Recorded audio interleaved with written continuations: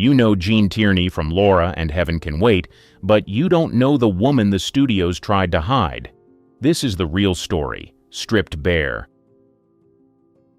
Beauty breaks onto Broadway. Before Hollywood ever lit up her name, Gene Tierney was already turning heads on the East Coast. Born in Brooklyn in 1920, she grew up surrounded by books, manners, and pressure.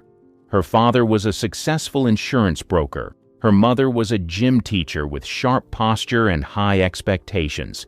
Gene was raised to be proper, but deep down, she wanted to be seen.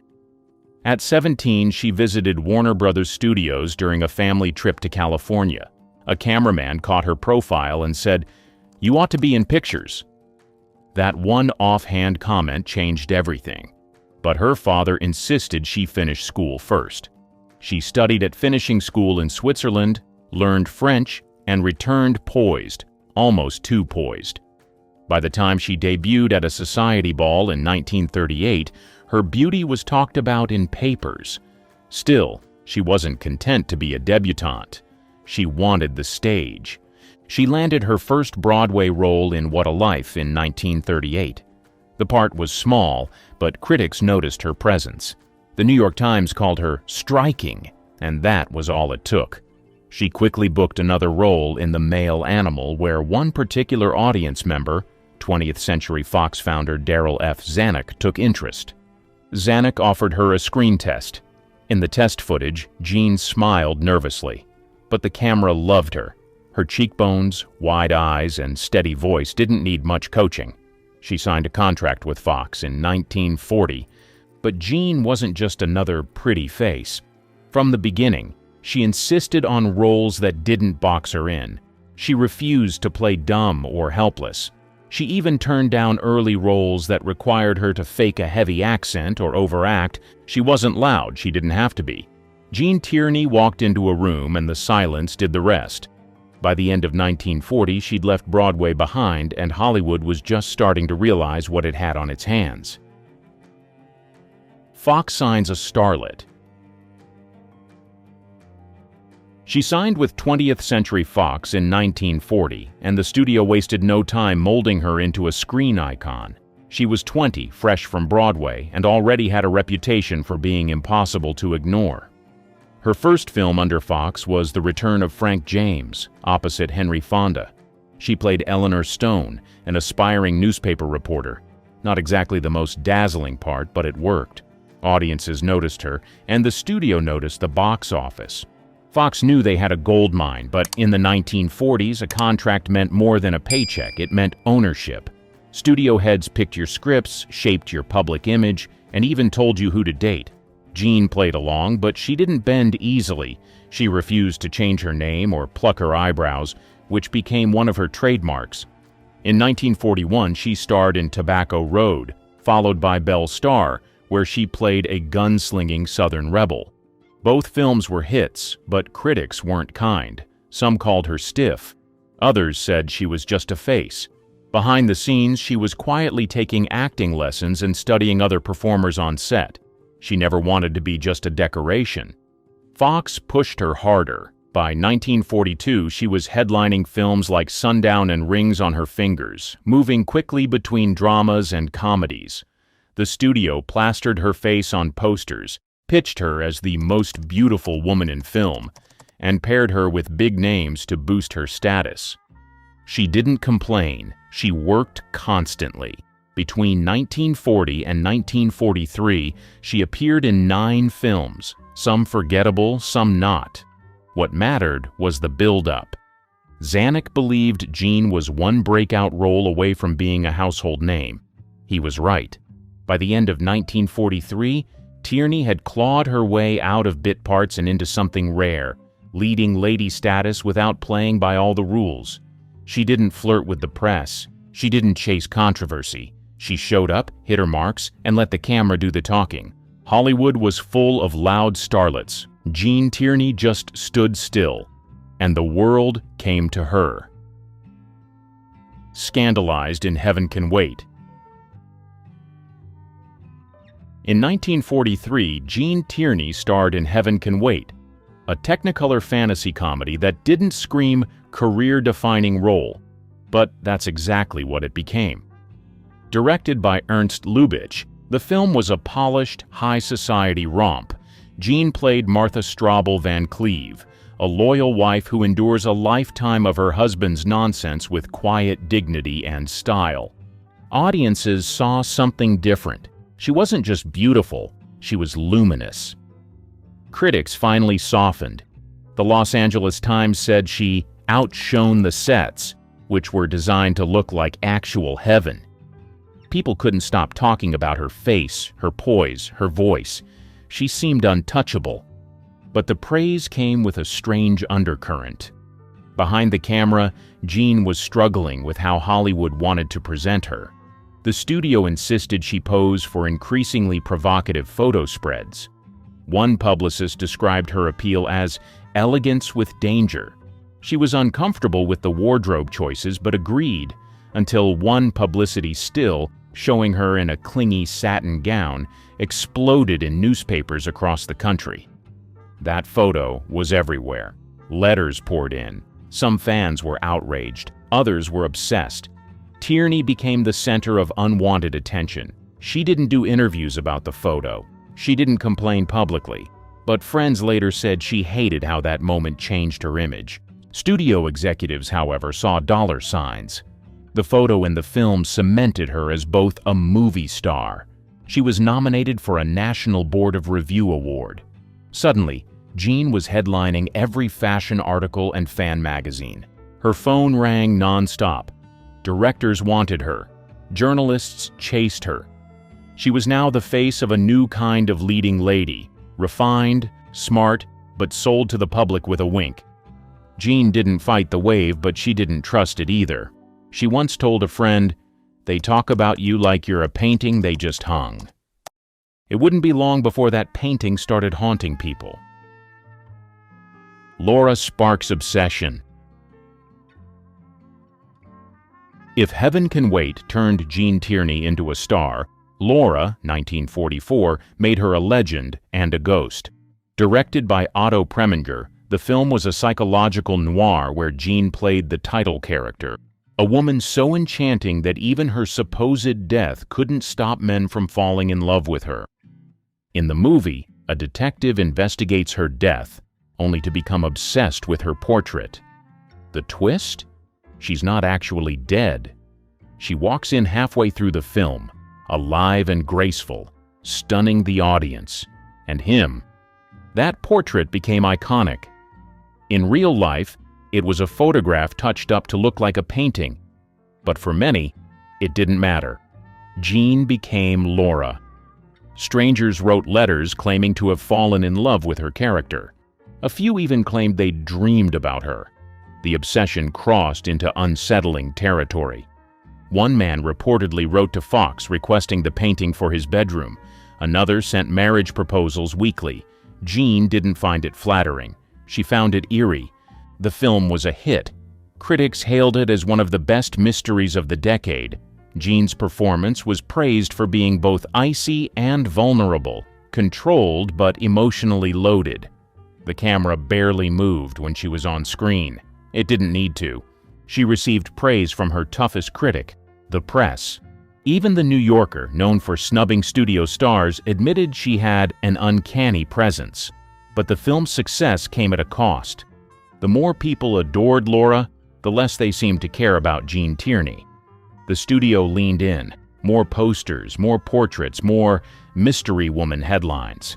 Behind the scenes, Jean began feeling erased by the very image that made her famous.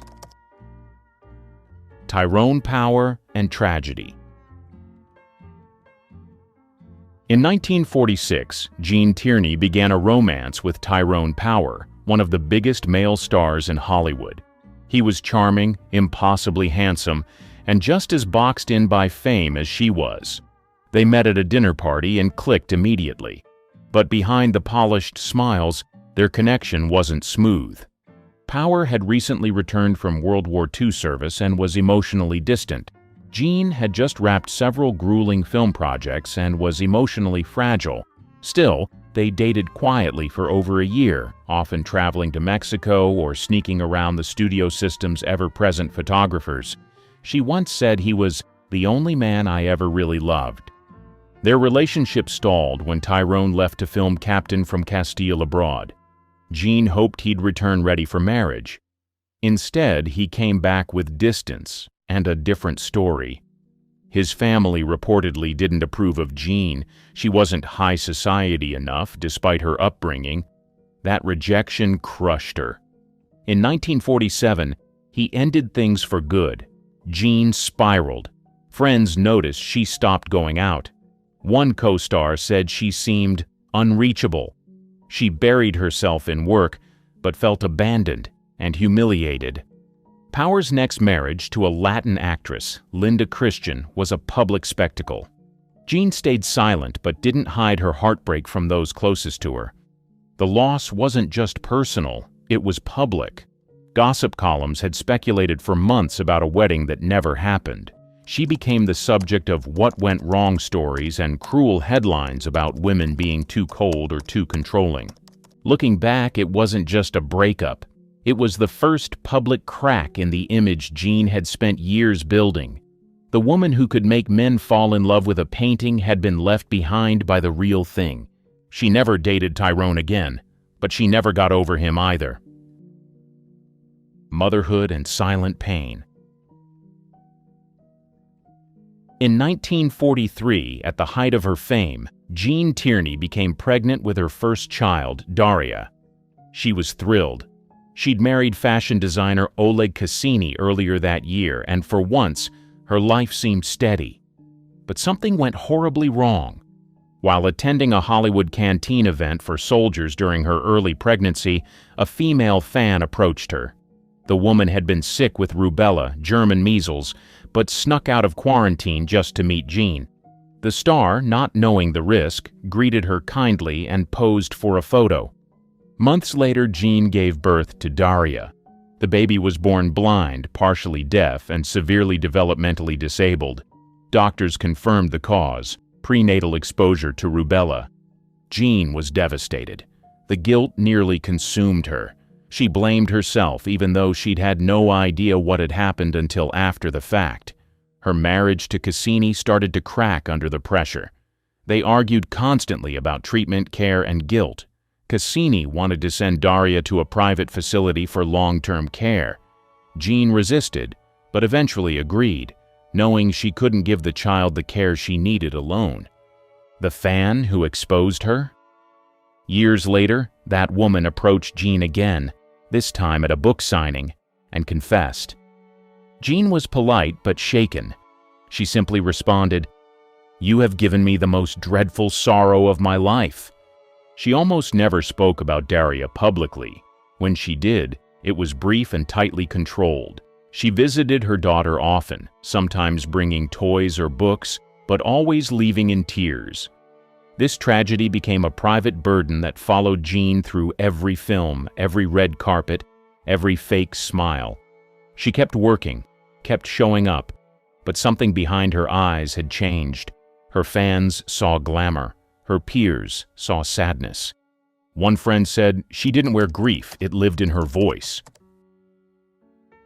Mental hospitals and recovery. By the early 1950s, Jean Tierney was unraveling. The press didn't report it yet, but people on set noticed. She forgot lines, lost weight, and sometimes froze during scenes. She had trouble sleeping. She cried without warning. After finishing The Left Hand of God in 1955, she walked away from Hollywood. She tried to recover privately. Doctors diagnosed her with manic depression, now known as bipolar disorder. She was prescribed barbiturates and given rest orders, but nothing worked. Her mood swung hard, elation one day, despair the next. Friends described her as distant, ghostly. In 1957, she voluntarily admitted herself to the Harkness Pavilion in New York, a psychiatric clinic. When her condition didn't improve, she was moved to the Institute of Living in Connecticut. There, she underwent over 20 rounds of electroconvulsive therapy. She later said she lost big chunks of her memory, including entire scripts and moments from childhood. She stayed in institutions on and off for years. During one break in 1958, she attempted a comeback by working in a department store under a false name. When a customer recognized her, tabloids ran with the story, "Jean Tierney broke, working retail." The truth was more complex. She was trying to feel normal again. The press framed it as a fall from grace. But behind the scenes, she was slowly rebuilding. Therapy helped. Medication changed. She reconnected with friends and even wrote letters to Daria again. She eventually made a cautious return to public life. Not everyone welcomed her back, but some directors remembered what she was capable of. She wasn't cured, but she was stronger. She said later, "You don't come back the same, but you come back." JFK, romance rumors fly. Jean Tierney and John F. Kennedy crossed paths long before he became president. Their connection began in 1946, shortly after Kennedy returned from World War II and was newly elected to Congress. At the time, Jean was separated from her husband, Oleg Cassini, and trying to balance fame, heartbreak, and motherhood. They met through mutual friends in the political and Hollywood circles that often overlapped. Kennedy was young, charismatic, and ambitious. Jean, still recovering emotionally, found comfort in his charm. Their relationship developed quietly. There were dinners, long conversations, and a few public appearances. It wasn't a tabloid frenzy, but insiders noticed. By some accounts, their relationship grew serious. There were rumors of marriage. Jean was Catholic. So was Kennedy. But there was a problem. She was a divorcee, and his political advisors weren't thrilled. Marrying a divorced Hollywood actress didn't exactly align with a clean-cut public image, especially not for a man eyeing the White House. Kennedy ended the relationship. Politely, but clearly. Jean was devastated, though she never spoke ill of him. In her memoir, she referred to a man who ended things due to ambitions beyond personal happiness. Most readers understood who she meant. By the time JFK was elected president in 1960, Jean had moved on, at least publicly. She eventually remarried, leaving Hollywood behind for a quieter life in Texas. The media tried to link them again in the early 60s, but those were just recycled rumors from years past. There was no rekindling, no late-night visits to the White House, no secret second chapter. Come back and advise and consent. In 1962, after years out of the spotlight, Jean Tierney returned to the screen in Advise and Consent, a political drama directed by Otto Preminger, the same man who once directed her in Laura. This wasn't a glamour role. She played the poised wife of a senator, with measured dialogue and a quiet presence. But that was the point. Preminger knew Jean's story. He gave her the role not just for her talent, but as a statement. She still belonged on screen. The film itself was bold, touching on blackmail, government secrets, and even hinted at scandals. Jean held her own alongside heavyweights like Henry Fonda and Charles Laughton. Critics noticed. They praised her restraint, her confidence, and her refusal to overplay a part that could have easily been forgettable. The New York Times said her scenes added a sense of real-world dignity. But Jean's comeback wasn't just about performance, it was about survival. She had weathered a public mental health battle, a divorce, family estrangement, and the brutal judgment of an industry that didn't give second chances to women over 40. She wasn't there to prove she could still be beautiful. She was there to show she was still standing. After Advise and Consent, she made a few more appearances, nothing major, just select roles. She didn't need the fame anymore, she'd tasted all of it, good and bad. By the mid-1960s, Jean quietly retired from film. She remarried, lived in Houston for a while, and kept her distance from Hollywood drama. She hosted charity events, visited her daughter, and stayed out of the headlines, But for those who watched Advise and Consent, that short return was more than a cameo. It was a quiet reclaiming of a career on her own terms. Secrets revealed in memoir. In 1979, Jean Tierney did something most classic Hollywood stars avoided. She told the truth. Her memoir, Self-Portrait, hit shelves without glamour shots and without the usual spin. It was raw, direct, and devastating. She didn't open with her film roles or red carpets. She opened with Daria. She explained the rubella exposure, the birth complications, and the years of guilt that followed. She described the breakdowns, the shock therapy, and the shame that came with losing control in public. "People think a breakdown is falling apart," she wrote. "Sometimes it's just going numb." She called out the studio system for treating actors like property. She named names, carefully, but clearly. She admitted that at one point she wanted to end her life. She didn't glorify it. She didn't dramatize it. She just said it plainly and moved on. The most surprising part? She didn't sound bitter. Her voice was calm, even wry. She talked about fame as a mirror that never tells the truth. She joked about therapy and described psychiatrists the way other people describe bad directors. Politely, but with a sting. Readers were stunned.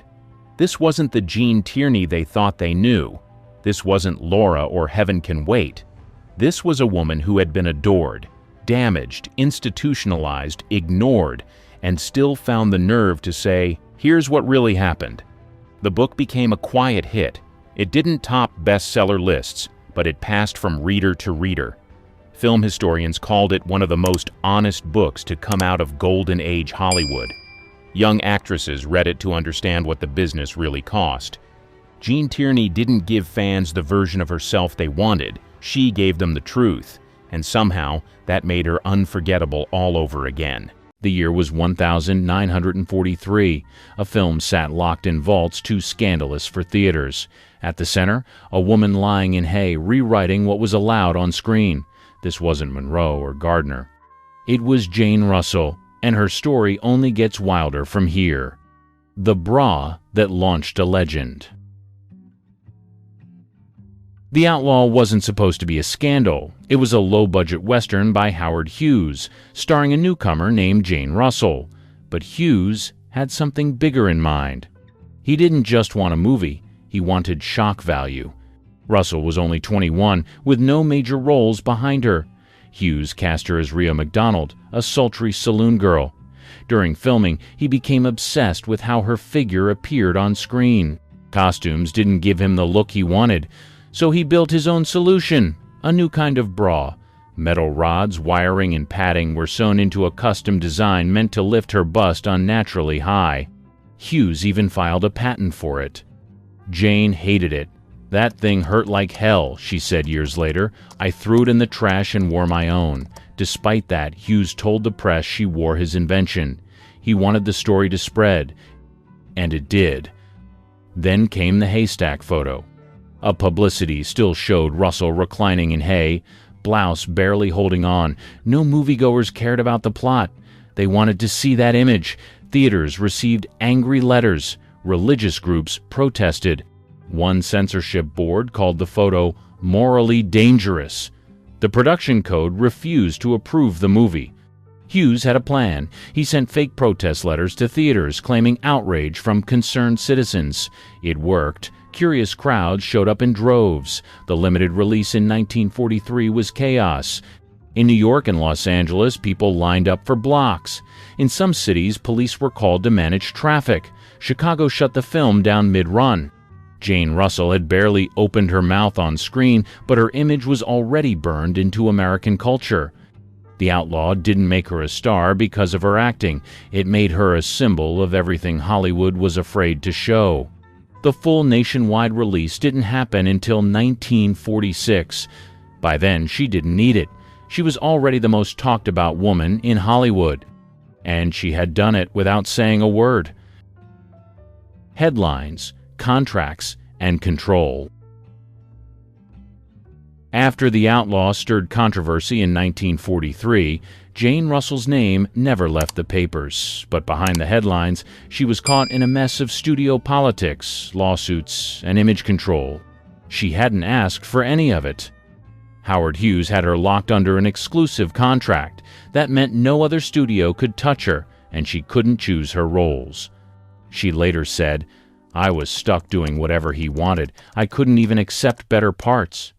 For years, Hughes refused to loan her out, even when major studios begged. Warner Brothers, MGM, and Paramount all showed interest. Hughes said no. During that time, Jane wasn't making movies. Instead, she was doing press, magazine covers, pin-up shoots, public appearances. It was all meant to keep her famous without ever stepping on set. She became one of the most photographed women in America without releasing a single new film. Then came the court battles. Film censors still tried to block The Outlaw from playing nationwide. Hughes fought back with everything he had: lawyers, appeals, even threats to pull his other films from theaters. Jane stayed quiet in public but admitted later she hated the circus. "I wanted to act, not pose for ads." In 1946, the film finally got wide release. It made millions. Critics weren't kind. Most called the acting wooden and the story dull. But it didn't matter. People came to see her. Hughes had turned Jane into a brand, not an actress. Finally, in 1947, Jane got a new project, Young Widow. It was her first non-Hughes production. The script had depth, and she was eager to prove she could act.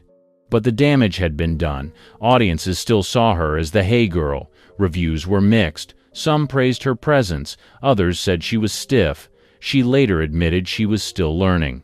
Still, she wasn't going away. The public had decided Jane Russell was worth watching, even if no one could agree on why. For better or worse, her image had already outgrown the screen.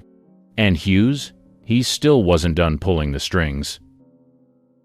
Jane versus Hollywood. By 1948, Jane Russell was trapped between fame and frustration. She was known everywhere, but barely working. Hughes continued to control her roles and turn down outside offers. She started to push back. Hughes offered her a part in The Paleface, a comedy western with Bob Hope. Jane didn't think she could do comedy, but she said yes just to get back in front of a camera. It turned out to be a smart move. The film was a hit. Audiences loved her timing, and critics admitted she held her own next to Hope. It was the first time she got to show range. But things weren't smooth behind the scenes. Jane had no power over her career choices. Hughes micromanaged every decision. He approved costumes, scripts, even haircuts. Jane called him obsessed with control. She began quietly asking her lawyers for a way out of the contract. Meanwhile, gossip columns tracked her every move. She was photographed constantly but rarely quoted. Journalists described her as cool, hard to read, and aloof. In truth, she was tired of being treated like a mannequin. Her public image was sex symbol. In private, she was religious, blunt, and preferred quiet. In 1949, she shot The Big Steal with Robert Mitchum. The production was rushed because Mitchum had just been arrested for marijuana possession. The studio needed good press fast. Jane agreed to the project on short notice. It was a basic crime story, but again, she handled it well. Mitchum later said, "Jane was tougher than anyone gave her credit for." She wanted more like that, less glamour, more grit. But Hughes still had her locked down. In 1950, she publicly clashed with studio heads over the roles she was being offered. She turned down several scripts and refused to pose for certain publicity shots. That made her difficult in Hollywood terms. Jane wasn't playing along anymore. She wanted to act, not sell. And slowly, people were starting to listen. The pinup girl had found her voice, and she was just getting warmed up. Diamonds, Blondes, and a Stolen Show. In 1953, Jane Russell landed what should have been a supporting role. Instead, she nearly stole the film. The movie? Gentlemen Prefer Blondes. Her co-star? Marilyn Monroe. Monroe played the sweet, flirty Lorelei. Jane played Dorothy, the sharp brunette who called the shots. On paper, Marilyn was the lead. But on screen, Jane dominated scene after scene. Her timing was cleaner, her delivery was drier, her attitude unshakable. Most people don't know this. Jane didn't want to do it at first. She thought the musical numbers were silly, but the studio pushed her in, and once filming started, she didn't hold back. She handled her own vocals, danced in heels, and rewrote parts of her dialogue. Monroe had more screen time, but Jane had more control. Crew members said Russell often calmed Marilyn down between takes. She reportedly helped block scenes and guided Monroe through complex shots. Then came the premiere drama. Here's the rumor. Monroe refused to attend the Blondes premiere in Hollywood, so Jane showed up alone and played both roles on the red carpet. She even signed Monroe's name for fans. Reporters called her a total pro and said she carried the night without breaking a sweat. The movie became a global hit. Jane's performance was praised for being grounded and funny, while Marilyn got the attention for her beauty. But behind the scenes, even executives said Jane held the film together. She never bragged about it. In interviews, she gave Monroe credit and avoided drama. But those who worked on the film knew the truth. Jane was the adult in the room. She showed up on time, knew her lines, and never cracked under pressure. That role cemented her as more than a body or a photo. She could act, she could command, and she could outshine a legend without even trying. Hollywood had underestimated her again, but this time everyone saw what she could really do, and Jane didn't need hay or headlines to prove it. The Hollywood Bowl baptism. In 1954, Jane Russell shocked fans again, but this time it had nothing to do with movies or costumes. She stepped into the waters of the Hollywood Bowl in front of thousands and got baptized. It wasn't a publicity stunt. Jane had always kept her faith private. She was raised in a deeply religious home and read the Bible daily. But the tension between her image and her values was growing. After years of posing in tight gowns and playing bombshell roles, she wanted to make a statement. That statement came during a Billy Graham revival event. The massive crowd watched as Jane walked into the water and was fully submerged. It made headlines the next morning. "Movie siren gets saved," one paper wrote. Others called it a mid-career pivot, but Jane didn't care. After that, she became more vocal about her beliefs. She gave interviews criticizing the moral direction of Hollywood. She said too many films celebrated sin and called some of her past work foolish. She even started a group called WAIF, World Adoption International Fund, combining her faith and advocacy. This turn confused people. She was still doing movies and still dressing glamorously, but now she was talking about Jesus on talk shows. Some fans loved it, others tuned out. The industry didn't know how to handle her shift. She didn't back down. In public speeches, she warned young actors to stay grounded and avoid the fast track to ruin. In private, she mentored struggling performers behind the scenes. But not everyone supported her. Some Hollywood insiders mocked her open faith. She was accused of being judgmental and old-fashioned. Producers called her unpredictable. Studios didn't know if she'd promote a film or preach at the premiere. Jane didn't care. She wasn't asking for approval anymore. The woman once labeled too hot for theaters was now talking about redemption and doing it on her own terms. And while the cameras rolled on others, Jane rewrote her own script in real life. Fight with the church. After several miscarriages, she decided to adopt, but adoption in the 1950s wasn't simple, especially across borders. Her first adopted son, Tommy, came from Ireland. The process took over a year. Jane grew frustrated with red tape and church politics. She believed too many kids were stuck in orphanages while paperwork dragged on. In interviews, she called the system heartless and said it cared more about rules than children. So she took matters into her own hands. In one case, she flew overseas, met with the child's caretakers, and returned with the baby before full approval. She claimed it was legal under emergency conditions. Authorities disagreed. The press labeled it baby smuggling. Jane called it saving a life. That incident pushed her to create WAIF, the World Adoption International Fund. It helped connect orphans with families worldwide. Jane used her fame to pressure lawmakers and raise money. She testified in front of Congress and worked with embassies to change regulations. But the backlash was real. Catholic leaders in Ireland accused her of undermining church-run orphanages. One priest called her reckless and self-righteous. Jane fired back, saying the church cared more about control than compassion. Despite the criticism, she expanded her work.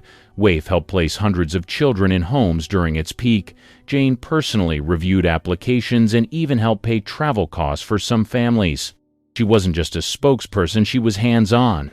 This wasn't the Hollywood work people expected from a screen siren, but Jane didn't care about expectations. She said, "If I'd waited for the world's approval, I'd still be posing in hay." Her house in California became a hub for her causes. Her kids lived outside the spotlight, and she rarely talked about them publicly. But in her later interviews, she called them her greatest work. The roles in film paid the bills. The work in adoption, she said, saved her soul. Russell versus feminism. In an era when women's liberation was gaining momentum, Jane took the opposite path, and she made sure everyone knew it. She called second-wave feminism a mess of angry women yelling about problems they created. In one 1973 interview, she said, "I don't know what they're fighting for. I never had to fight for anything." That quote alone set off a storm. Talk show hosts loved booking her. She clashed with feminist guests and stood her ground, even when audiences booed. She argued that women already had power but were wasting it on resentment. "I've worked with men my whole life," she said. "I never needed to burn my bra to get respect." Her words drew backlash. Gloria Steinem's supporters called her outdated. Some women's groups urged sponsors to drop her from endorsements. But Russell didn't flinch. She said modern feminists misunderstood strength. Strength isn't about shouting. It's about knowing who you are. She also attacked Hollywood for portraying women as helpless victims or hypersexualized cliches. Ironically, critics pointed out that her early roles did exactly that. Jane didn't deny it, but said the problem wasn't the image. It was the intention behind it. By this time, she was focused on her religious activism and charity work. But her conservative takes made headlines more than her advocacy. She called Roe v. Wade a mistake and said America needed less therapy and more churches. She wasn't trying to please anyone. The feminist movement saw her as a relic. Her fans saw her as fearless. Either way, she stayed visible. While other actresses her age faded quietly, Jane Russell kept showing up, louder, bolder, and completely unwilling to change. Love her or hate her, she refused to play the part anyone handed her. At 60 and still breaking rules. In the 1980s, most actresses from Jane Russell's era were long retired, not Jane. At 60, she signed a national ad deal to model Playtex bras. The ads ran on television, in magazines, and in stores across America. Most women her age were expected to disappear from the spotlight, but Jane showed up in full glam, pitching support bras to real women. The tagline, "Does your bra have to show your age?" Jane didn't think so. Critics rolled their eyes. She didn't care. "I wore bras before most of these ad execs were born," she joked in an interview. "I know what works." And she meant it. The campaign was a hit. Sales spiked, especially among older women who saw her as relatable, not ridiculous. But this comeback wasn't just about ads. She started making more public appearances again. Church groups, charity galas, even morning talk shows. She wasn't doing movies, but she wasn't fading away either. She found a way to stay in front of the public without pretending to be younger than she was. And she wasn't afraid to call out ageism. When a reporter asked if she'd consider a comeback film, she replied, "Sure, if they let me play a 60-year-old woman who acts like one." She also joked that it was the first time in her life people cared about her comfort more than her figure. Back then, it was all underwire and pain. Now it's all soft cups and scents. Took long enough. The lingerie campaign made headlines, not for shock, but for surprise. No one expected Jane Russell, the once silent symbol of scandal, to become the face of grown-up confidence. She wasn't trying to seduce anymore. She was trying to relate. and that hit harder than any bombshell act ever could. In a business that tossed women aside after 40, Jane Russell didn't just refuse to disappear, she came back in a bra and reminded the world who she was. And she did it with a wink, not an apology. Outspoken, unfiltered, and unbothered. While most Golden Age stars slipped into quiet retirement, Jane cranked up the volume. She gave interviews that often went viral, at least by pre-internet standards. On one local television segment, she called modern movies trash with sound effects. She criticized rising stars for acting like victims instead of women. One host tried to steer her back to polite conversation. Jane doubled down. She also leaned harder into politics. She identified as a proud conservative, supported prayer in schools, and spoke at several Republican events. She criticized Hollywood's moral decay and said most actors today were spoiled and spineless. These statements didn't win her new fans, but they kept her in the press.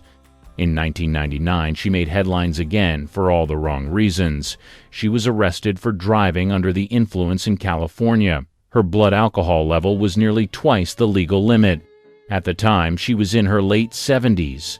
The tabloids pounced. "Busted bombshell," read one headline. She didn't deny it, she didn't spin it, and she definitely didn't apologize in public. Instead, she joked about it later, saying, "At my age, you're lucky to get a story printed about you, even if it's for drinking." Even when called out, she rarely backed down. In one interview, she admitted she didn't believe in political correctness. "I say what I mean, and if you don't like it, turn the channel." No apologies to the end. She passed away in 2011 at the age of 89. True to form, her final years were lived without filters, edits, or apologies. She spent her last decade mostly in Santa Maria, California, staying active in her church and speaking at local events. Neighbors described her as approachable but blunt. If you asked about her past, she'd answer, but she wouldn't sugarcoat it. She didn't do nostalgic interviews. She didn't attend retrospectives. When asked why she skipped award shows or tributes, she said, "I didn't go for applause when I was working. Why would I show up for it now?" In her final interviews, she remained firm in her views. She still rejected modern feminism, still criticized Hollywood's direction, and still defended her early work, even the parts people once called scandalous. "I gave the public what they wanted," she said, "and I did it on my own terms." She also spoke about faith until the end. Church was her real stage, and she liked it that way. She called it the only place that never asked me to be something else. When news of her death broke, the headlines were predictable. Most focused on the outlaw, the hay photo, and her body. Few highlighted her decades of charity work, her fights with censors, or the fact that she'd outlasted most of her peers. Her family didn't issue a long statement. They said she passed peacefully in her sleep, surrounded by loved ones. No funeral spectacle, no red carpet send-off. And that felt right, because Jane Russell never needed the spotlight. She was the kind of star who took it, then handed it back when she was done. No legacy spin, no last-minute reinvention, just one final act of doing exactly what she always had. Living loud, aging honestly, and refusing to ever play by someone else's script. One stare stopped a director cold, one scene made censors panic, and one decision nearly ended her career. Gene Simmons didn't hint. She exposed, "This isn't your grandmother's Hollywood story." War-era debut with big impact. Gene Simmons was just 14 when she stepped onto a movie set for the first time. The film, Give Us the Moon. It was a light comedy, but casting directors noticed something deeper in her, a mix of innocence and edge that didn't feel rehearsed. By 1945, she landed a small role in Caesar and Cleopatra, acting opposite Vivien Leigh and Claude Rains. Jean had no formal training, but her eyes stole every frame. Even with just a few lines, critics pointed her out. One review said she had more presence than most stars twice her age. That attention didn't go unnoticed. Back in London, she was already becoming a studio favorite. Directors liked that she followed direction perfectly, but still added something of her own. No one could quite explain it. She was quiet, respectful, but then delivered a performance with a surprising heat that caught people off guard. During this time, Britain was still recovering from war. Rationing was in full swing. But Jean was getting fitted for costumes, stepping onto grand sets and showing up in magazines. For a country looking for escape, she became a symbol of post-war hope and a bit of fantasy. Producers began casting her in roles meant for older actresses. She had the look of a teenager, but the screen presence of a woman who'd lived through something. It made her unpredictable and hard to forget. The studios liked that, so did the public. What really set her apart, though, wasn't talent alone. It was how she made every close-up feel intimate. She didn't perform to the camera. She let the camera come to her.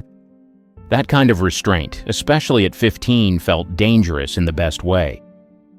Ophelia role that shocked all. At only 18, she was cast opposite Laurence Olivier, who also directed and starred as Hamlet. It was a bold choice. Some said she was too young, too unknown. But Olivier saw something in her others didn't. The moment the film premiered, critics couldn't stop talking. Her Ophelia was fragile but intense. The breakdown scene where she spirals into madness hit like a punch. She didn't scream or flail. She barely raised her voice, but her eyes, they told a story no one could look away from. One director on set said, "She didn't act the scene. She became it." That scene became one of the most talked about performances of the year. Some called it mesmerizing. Others said it was too much, too raw for such a young actress. The censors weren't thrilled either. They flagged her emotional scenes as too suggestive, even though she wasn't doing anything explicit. Just her face, sad, broken, and unfiltered, made people uncomfortable. Not because she did something wrong, but because she did it too well. Her performance earned her an Oscar nomination for Best Supporting Actress.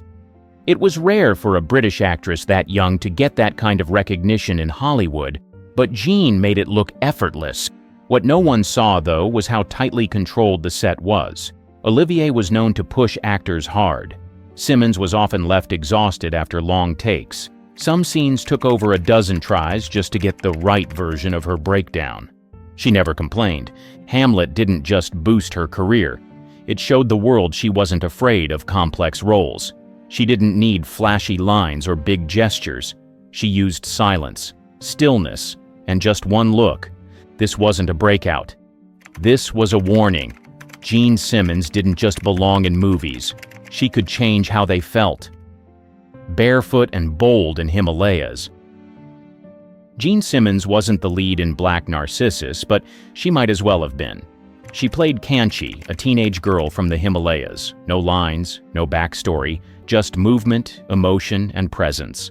And it was enough to shake audiences and critics. She wore a thin sari, little makeup, and walked barefoot in most scenes. Her performance wasn't subtle. It was bold, sensual, and totally silent. For someone trained in British restraint, she went the other way completely. Viewers couldn't believe it was the same girl from Hamlet. The censors? They freaked out. A British girl in brownface was already controversial, but it was her physicality, how she walked, how she looked at men, how she moved through space, that made it feel charged. Some scenes were almost cut. Critics didn't know whether to praise her or scold her. What made it even wilder? Jean was only 19. She wasn't experienced in dance or physical theater. She learned everything on the spot, guided by directors Powell and Pressburger. They told her, "Don't think, just feel." And she did. The result was magnetic. Behind the scenes, Simmons was nervous. She worried about looking ridiculous. She hated the heavy body makeup. But when she saw the final cut, she realized she'd done something rare. She made people watch without saying a word. Her performance added tension to a film already full of it. Nuns fighting desire, isolation in the mountains, repressed emotions ready to blow.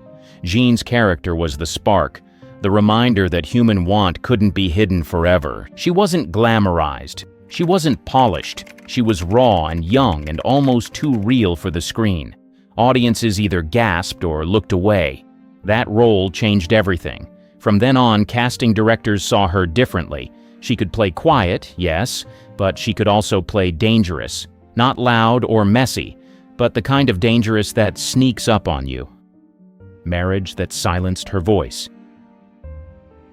She married Stuart Granger in 1950. On paper, it looked like a Hollywood love story. He was a big name. She was the rising star. The press called them elegant, glamorous, perfect. But the truth behind the curtain was less romantic and a lot more complicated. Granger was 16 years older. He was already famous when Jean met him on set. Their chemistry started fast. So did the control. Soon after the wedding, Granger took the reins. On decisions, on deals, even on what roles she took. The studios loved the image. They paraded the couple in magazines. But people close to Jean started noticing changes. She lost weight. She got quieter on set. Her fire was still there, but it felt dimmed. Granger didn't hide his jealousy. He hated how much attention Jean got.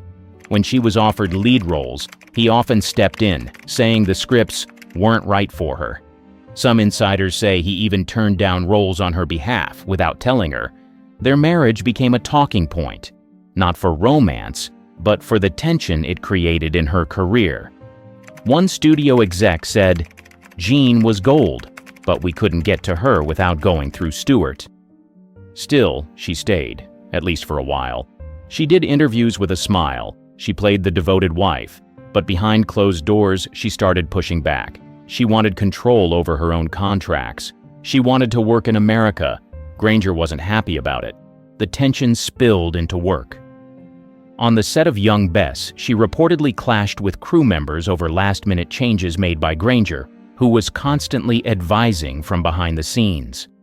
By the early 50s, it was clear this marriage wasn't boosting her career. It was stalling it, and Jean knew it.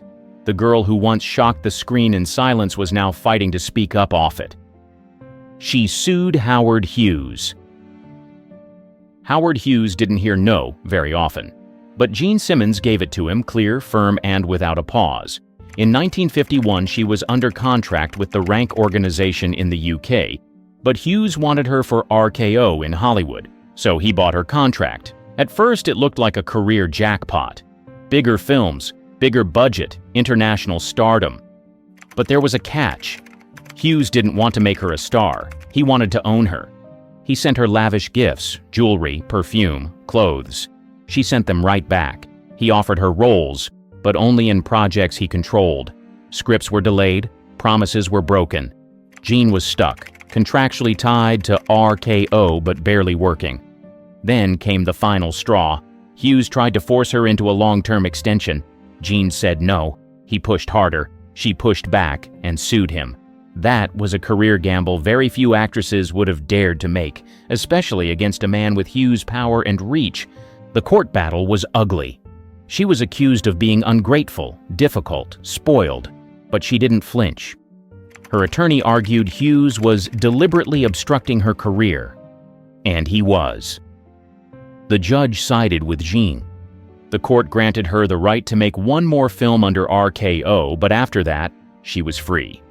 That final film would be Angel Face. More on that next. The whole ordeal made headlines. Jean had taken on one of Hollywood's biggest moguls, and won. What made it wild wasn't just that she fought back, it was how calm she stayed doing it. No public outbursts, no gossip columns, just quiet, steady defiance. After the case, other actresses started to take note. Simmons had done what they were told was impossible. She stood up to the system without destroying herself in the process. Slip dress scene that stung. Angel Face was supposed to be just another noir, but Jean Simmons turned it into something unforgettable and nearly unwatchable for the censors. Directed by Otto Preminger, the film paired her with Robert Mitchum in a twisted love story full of mind games and manipulation. From her first scene, something felt off. In a good way, she wore a silk slip and moved through the frame like she knew exactly how much control she had. It was quiet, calculated, dangerous. Preminger pushed her hard. Some days, she left set in tears. One scene, where she slaps Mitchum, turned chaotic. He slapped her back. For real. Not in the script. The camera kept rolling. That take made it into the final cut. The most talked-about scene was filmed in her bedroom. Jean wore a skimpy nightgown that barely passed code. Her expression? Cold, unreadable, hypnotic. Studio executives tried to reshoot it. Preminger refused. Simmons never apologized. The scene stayed. Critics weren't sure what to make of her. One said she was too still, too unreadable. Another called her performance the quietest form of violence ever filmed. Audiences didn't know whether to root for her or run from her. That's exactly what Preminger wanted. Off-screen, Simmons kept it professional, but distant. She didn't like Preminger's style, but she respected the result. "It wasn't fun," she once said, but it worked. She knew what the role demanded, and she gave it, without blinking. Angel Face didn't do big box office, but it became a cult classic. Directors studied it, actresses copied her stillness, and fans replayed that one-bedroom scene like it was gospel. It proved she could lead a film, and terrify you doing it. This wasn't Gene Simmons the ingenue, this was Gene Simmons with teeth, and once you saw it, you couldn't unsee it. Backless photo stirred a storm. The robe was supposed to be a biblical epic, clean, reverent, traditional, but Gene Simmons made sure it came with a side of scandal, not because of anything in the script, but because of a single photograph. A promotional shot of Simmons in costume, barebacked, turned slightly, eyes locked on the lens, made its way into a national magazine. And suddenly people weren't talking about Roman history. They were talking about that image. She wasn't unclothed, but she didn't need to be. The curve of her back, the look on her face, it was suggestive without trying. It sparked a wave of backlash from conservative groups. Some theaters threatened to pull the film unless the image was censored. The studio quickly ordered retouched versions covering her back with added fabric. Simmons didn't protest. She also didn't apologize. What most people didn't know was that the robe marked the beginning of her freedom. It was her first film after winning her legal battle with Howard Hughes and RKO. No more interference, no more stalled scripts. She was finally in control of her career, or so she thought. Behind the scenes, she was still untangling contract fallout. Though legally free, industry politics meant many producers were hesitant to cast her right away. Her refusal to play by studio rules made her difficult. So even as The Robe became a box office hit, Jean was still proving she was bankable and independent. She was also stepping into a new kind of role, the strong, morally complex woman. No longer the wide-eyed ingenue, she now played characters torn by faith, loyalty, and quiet desire. That's what made her stand out in The Robe. While others delivered grand speeches, Jean did more with a glance or a pause. Staring down Spartacus with fire. By the mid-1950s, Gene Simmons had mastered the art of subtle danger. She didn't have to raise her voice or storm into a room to command attention. One stare from her could flip the energy of an entire scene, and nowhere was that more obvious than in Spartacus. She played Varinia, strong-willed, patient, deeply loving. But she wasn't just the love interest. She was the emotional core of the film, the quiet resistance behind Spartacus's rebellion. When Kirk Douglas's character meets her, she doesn't beg or flirt. She watches, she listens, and that look, equal parts softness and defiance, spoke volumes. The film was massive, huge budget, massive cast, but Simmons never got lost in the crowd. Even surrounded by warriors and senators, her presence held steady. One key scene in a bathhouse, fully clothed but emotionally bare, had audiences holding their breath. She wasn't there to seduce, but somehow she did. Director Stanley Kubrick said she could do more with silence than most actors could with 3 pages of dialogue. And that was true. She didn't rely on flashy performances. Her strength was restraint, holding back just enough to make viewers lean in. Her chemistry with Douglas was real, on screen at least. Off-screen, things were more tense. Douglas, ever the perfectionist, reportedly tried to direct her at times. Jean didn't bite. She followed Kubrick's lead and stuck to her style, one that didn't need constant rehearsal or rewrites, just space to breathe. What made Spartacus different was that it showed how far she had come. She was no longer being told how to act, dress, or behave. She chose this role, and she shaped it into something bigger than what was on the page. By now, Simmons had developed a signature move, holding the camera's gaze just a second too long. It was never overdone, just enough to make the audience shift in their seats. That was her gift. Making discomfort feel beautiful, making modesty feel provocative. Post-divorce roles, no apologies. When Jean Simmons divorced Stuart Granger in 1960, Hollywood expected her to fade into the background. Instead, she did the opposite. She stepped into some of the boldest roles of her career. She wasn't trying to shock anyone, but she was finally calling the shots. And the first move? Elmer Gantry. In the film, she played Sister Sharon Falconer, a preacher with power, mystery, and unshakable confidence. Opposite Burt Lancaster, Simmons didn't flinch.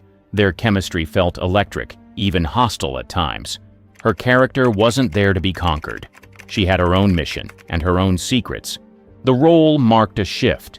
This was Jean fully in control, no studio head pulling strings, no husband weighing in, and it showed.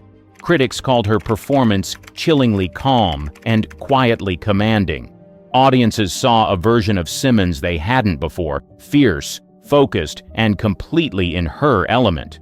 After that, the walls came down. In interviews, she started to speak more candidly. She admitted how controlled her earlier career had been. She talked about being dressed like a doll, told where to sit, when to smile. "I wasn't rebellious," she said, "I just had a brain." She also started choosing roles that mirrored her real-life complexity. In Life at the Top, she played a woman trapped in a cold marriage, giving one of her most emotionally raw performances. Critics noted how much pain she conveyed without raising her voice. Simmons had always known how to make silence speak, but now it screamed. By 1964, she had officially left her ingenue past behind. Her new characters were layered, modern, and sometimes bitter, but never weak. Whether playing women burned by love or cornered by power, Simmons always brought a sharp, grounded realism. Her personal life, she kept it quiet, no tabloid stunts, just work, and that work spoke volumes. Jean Simmons had survived the studio system, defied Hollywood men, and walked away from a toxic marriage. What came next wasn't a comeback, it was her full arrival. TV role that changed everything. In 1983, when most of her peers had faded into cameos or early retirement, Jean Simmons made a move that surprised everyone. She went to television. And not just any TV role. She signed on for The Thornbirds, a sweeping, high-stakes miniseries that would become a cultural event. She played Fiona Cleary, the cold, emotionally distant matriarch of the family. It was a huge shift from the warm, gentle characters people associated with Simmons. Fiona wasn't cruel, but she wasn't loving either. She was closed off, wounded, and quietly ruthless. And Jean played her with absolute control. Audiences didn't just watch The Thornbirds, they devoured it. Nearly 100 million people tuned in. Simmons held her ground against heavy hitters like Richard Chamberlain and Barbara Stanwyck. And in some scenes, she stole the spotlight entirely. It wasn't just the lines she delivered, it was how she sat, how she paused, how she looked away at just the right second. For that performance, she won the Emmy. But more than that, she won back visibility. She proved that actresses over 50 weren't just background players. They could lead, they could drive a story, and they could be just as bold, if not bolder, than they'd been decades earlier. Behind the scenes, Simmons was calm, professional, and laser-focused. Younger cast members described her as gracious but guarded. She wasn't there for gossip, she was there to work. One crew member recalled, "She'd walk onto set, say almost nothing, and nail it on the first take." That role capped off her transformation, from teenage ingenue to Hollywood rebel, from silent power to full-on matriarch. She had nothing left to prove, but somehow still delivered performances that left audiences stunned. Jean Simmons didn't reinvent herself, she just kept showing up exactly as she was, smart, subtle, and impossible to ignore. And by the time The Thornbirds aired, one thing was clear. She never needed to scream to make the whole room gasp. She was the Scream Queen, the beautiful ghoul who kept horror fans at the edge of their seats for decades. This gorgeous and voluptuous lady knew just how to keep her fans coming back for more, and as a result of this, she made a name for herself as one of the most celebrated actresses in British horror cinema. But beyond the accomplishments and behind the scenes was a woman the world barely knew. From her dislike for watching horror films to her horrific real-life experiences, Ingrid Pitt's story will leave you wondering if you really knew her. Surviving the Nazis. Ingrid spent the most part of her life bringing horror stories to life, but what a lot of people don't know is that this actress was most likely good at depicting horror because she went through horrific experiences as a child. In a 2006 interview, she told with the New Zealand Herald this, "I think it's very amazing that I do horror films when I had this awful childhood, but maybe that's why I'm good at it." It all started on the 21st of November 1937 in Poland, where Ingrid was born in the midst of chaos. Over the years, there have been speculations that her real name was Ingushka Petrov, a name she later changed for personal reasons. Her father, who was German, and her mother, who was a Polish Jew, were both set to raise their children when life took an unexpected and horrific turn. A few years after Ingrid was born, tragedy struck. The Nazis picked up her family, and before she knew what was happening, Ingrid was separated from her father and her older sister. She had no idea where her father and sister were taken to, but was taken to the Stutthof concentration camp with her mother, where she came face to face with a real-life horror experience. Ingrid was just 5 years old at the time. One can only how traumatic this experience was. She saw little girls being maltreated and sexually assaulted. Ingrid also witnessed the death of her own mother's best friend. All these horrific things were happening right in front of her, but all she could do was to hope and pray that fate had a better plan and that sometime in the near future all these would come to an end. Sadly, the torture didn't end as soon as she hoped. Her and her mother were held there for the next 3 years with no hopes of returning to their normal lives. However, it was in the midst of this dark reality that she began to dream of a better life. She would often lay in the straw, imagining what her life would look like if she was someone else.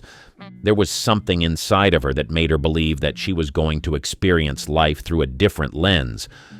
Perhaps a life that was not marked by the confines and terrors of a concentration camp. From dream to reality.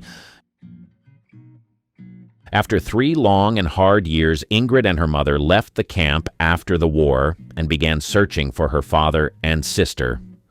Unfortunately, their hopes of reuniting the family dashed when her father was found. He had become a shadow of himself, and he passed away shortly after.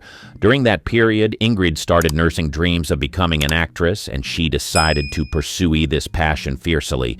She was said to have gotten involved in theater productions before she started her screen career. She became a well-known actress on the East Berlin stage, and the time she spent performing in theater enabled her to hone her skills before she started appearing in films. She spent the most part of the mid-1960s appearing in Spanish films. However, her roles were mostly uncredited.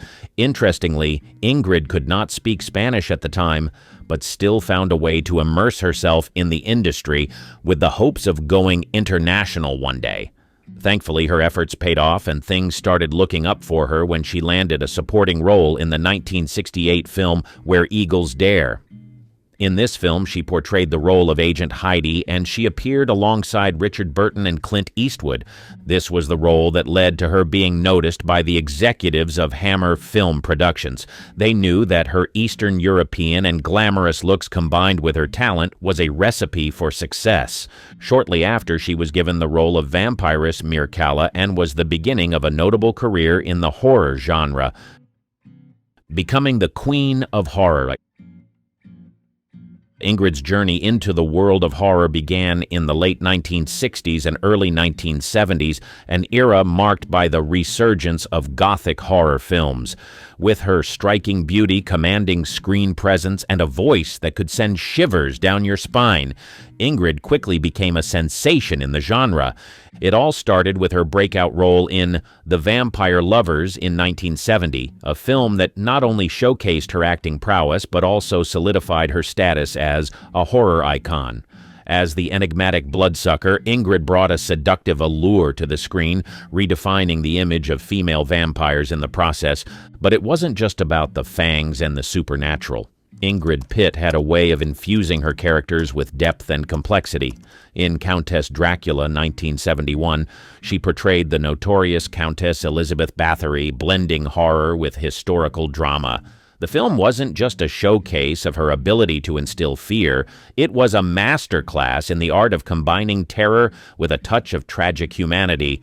Ingrid's reign as the Queen of Horror continued with films like The House That Dripped Blood, still in 1971, and The Wicker Man, 1973, where her performances left an indelible mark on the minds of horror enthusiasts. It wasn't just about the scares, it was about the intensity she brought to every role, making her characters memorable and iconic in the annals of horror history. Off-screen, Ingrid Pitt became a beloved figure at horror conventions and fan events. Her genuine love for the genre and her fans endeared her to a loyal following. It wasn't just about the roles she played, it was about the connection she forged with those who reveled in the thrill of a good horror tale. As the Queen of Horror, Ingrid Pitt's legacy lives on. Her impact on the genre transcends the screen, echoing through the corridors of cinematic history. In the darkened theaters of the past and the living rooms of devoted fans, Ingrid's presence endures, a testament to the enduring allure of horror and the woman who reigned as its beloved queen. She authored several books. Beyond the eerie glow of the silver screen, Ingrid Pitt ventured into the world of words, leaving her mark as not just the Queen of Horror on film, but also as a talented author. The same voice that sent shivers down spines now weaving tales on the pages of books. Ingrid's literary journey took flight with a series of books that reflected her deep passion for storytelling. Among her notable works is Life's a Scream, 1986, a memoir that peeled back the curtain on her life, offering readers a glimpse into the highs, lows, and thrills of her journey in the film industry. It wasn't just a recounting of her experiences, it was a narrative that mirrored the spirited, fearless woman behind the character she portrayed. In addition to her memoir, Ingrid explored the realms of fiction. Cuckoo Run in 1985 and The Bedside Companion for Vampire Lovers 1973, co-authored with David J. Skal, showcased her versatility as a storyteller. The former, a suspenseful novel, demonstrated her ability to craft narratives that extended beyond the horror genre, while the latter delved into the lore and allure of vampires, a subject close to her heart. Ingrid Pitt wasn't content with merely entertaining, she aimed to share her love for the macabre and mysterious. Her books became a bridge between her and her fans, allowing them to delve deeper into the mind of the woman who had become an icon of horror. As an author, Ingrid's voice resonated with the same charisma that made her a beloved figure on screen. Her words painted vivid landscapes of terror, romance, and suspense, inviting readers to step into the realms she conjured with her pen. She wasn't the biggest name in Hollywood. In fact, she almost turned down the role. The film itself was a low-budget project nobody expected to succeed. But then came that one scene that changed everything. How did a woman, who wasn't Columbia Pictures' first choice, outshine Hollywood's top leading men? What led her to this moment, and why is it still considered one of the most iconic performances in film history? The Unlikely Star. In the early 1930s, if you asked Hollywood about its top female stars, you'd hear names like Greta Garbo, Joan Crawford, and Norma Shearer. These women represented the peak of MGM glamour. But Claudette Colbert? Well, let's just say she was respected in her own right, but she was far from dominating the conversation. Not yet, anyway. Claudette's story is not like most Hollywood tales. She didn't have a tough start, and she didn't fight for small, ungrateful roles. Émilie Claudette Chauchouin, as she was once called, was born in France in 1903. As a child, she moved to New York and grew up in a comfortable middle-class home. Needless to say, she had all she needed and wasn't exactly from a poor household. So how did acting come in? Well, Caludette didn't plan this. From the start, she really wanted to be a painter. The stage, let alone the silver screen, wasn't something she dreamed of conquering.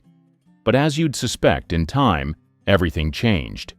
Just like a lot of other Hollywood background stories, Claudette suddenly found herself drawn to acting, almost by accident. But one thing was for sure, she wanted to do this for the rest of her life. So she went on to study at the Art Students League of New York before taking acting classes. Now it wasn't like she saw herself as the next big thing or the greatest performer. She simply delved into acting at this time because it seemed interesting and intriguing. At this time, she began to eye Broadway as a goal and not necessarily the golden streets of Hollywood. To her, she wanted to be a stage performer and nothing else. However, fate had other plans. In the late 1920s, there was a massive shift in the film industry. The audiences were tired of the regular actors they were exposed to, and they wanted more. So producers and studios were desperate for fresh actors with stage performance experience. And just like that, preparation meets opportunity, and Colbert, with her refined diction and expressive delivery, fit the bill. She signed a contract with Paramount in 1928, but even then, film was nothing more than a paycheck, a way to supplement her theater work. Hollywood, to her, was a temporary stop, not the destination. She may not have been in love with Hollywood, but Hollywood was certainly in love with her. So despite her reluctance, she found steady work in the film industry. By the early 1930s, she was well regarded, a familiar face on the screen, but not quite a marquee name. Paramount slotted her into a particular type, elegant, poised, sophisticated, and so every role she was cast for was as socialites, aristocrats, and the occasional femme fatale, but rarely as the leading lady in a high-profile project. Comedy, for instance, wasn't what she was known for. The studio saw her as refined, intelligent, and dramatic. At the time, Hollywood's rigid studio system dictated who became a star and who remained just another working actor. The biggest names were tied to powerhouse studios like MGM, Warner Bros., and Paramount, and each had their own roster of carefully groomed stars. MGM was the pinnacle, home to the biggest female icons, while Warner Bros. Was grittier and more fast-talking. Paramount, where Colbert was signed, had a reputation for sophistication but wasn't pushing her as one of their elite leading ladies. She was respected, employed, and successful, but she wasn't a sensation. But if you're wondering how she eventually became a sensation, it was in the most unlikely circumstances ever. It wouldn't come through a role carefully crafted for her, nor would it be in the kind of high-profile drama that studios built around their biggest stars. Instead, it would come in a film that no one wanted, with a part she nearly turned down. The film no one wanted. Now, to understand the origins of this film, you must get the power play in Hollywood at the time. You see, back then, Hollywood was a well-oiled machine, churning out films at an industrial pace, with the biggest studios, MGM, Warner Bros., and Paramount, holding all the power. On the other hand, Columbia Pictures was not exactly part of that elite club. It was a smaller studio and often dismissed as a poverty row operation. They churned out low-budget films that rarely made a lasting impact. Then this small low-budget studio wanted to put out yet another movie called It Happened One Night. Clearly, no one was expecting anything much from it.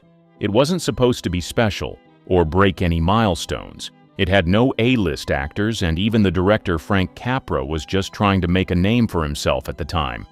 The script, based on a short story called Night Bus, had been floating around Hollywood, failing to generate much enthusiasm.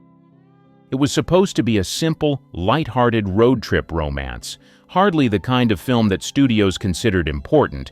No one wanted to touch it with a 10-foot pole. The role of Ellie Andrews, the spoiled heiress on the run, had been offered to several leading ladies, but none of them wanted it.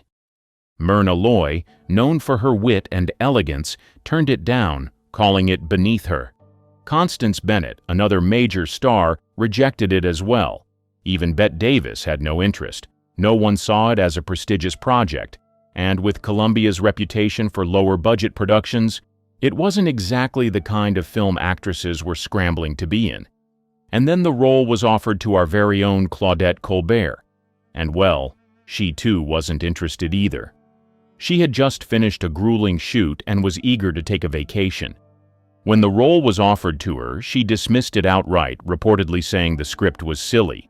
Columbia wasn't her studio, and she had no desire to take on what seemed like a second-rate project. But Capra, the director, went on to convince her she was the perfect choice. He would not take no for an answer. He kept pushing and being consistent. Finally, Colbert caved, but she made a deal. She would do the film, but only if she was paid double her usual salary and if production wrapped within 4 weeks. She wanted to be out as quickly as possible, back to her planned trip, and she wasn't really expecting the studio to agree, but they did, and just like that, she was locked in. Little did she know that this so-called minor project would change the course of her career forever. The scene that changed everything. During the filming of It Happened One Night, things were rushed and low budget. Overall, it wasn't an entirely spectacular production, but one scene in particular stood out and became one of the greatest scenes in the history of Hollywood, the hitchhiking scene. Interestingly enough, it was a deceptively simple setup. Ellie Andrews and Peter Warne were two unlikely traveling companions and are stranded on the side of the road, desperate to catch a ride. Peter, ever the cocky know-it-all, insists there's a proper technique to hitchhiking. He demonstrates with a series of exaggerated gestures, each one failing more embarrassingly than the last.